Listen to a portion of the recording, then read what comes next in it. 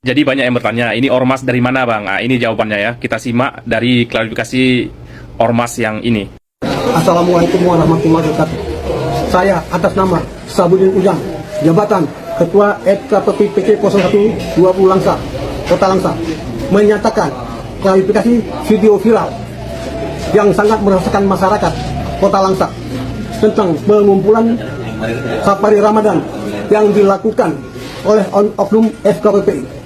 Dan kami menyatakan itu bukan FKPPI Kota Langsa.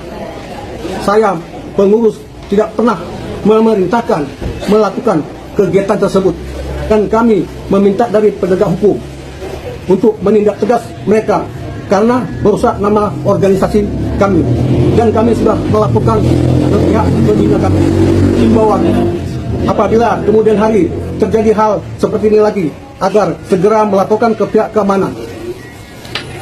Kita tangkap mereka. Langsa 18 Maret 2025.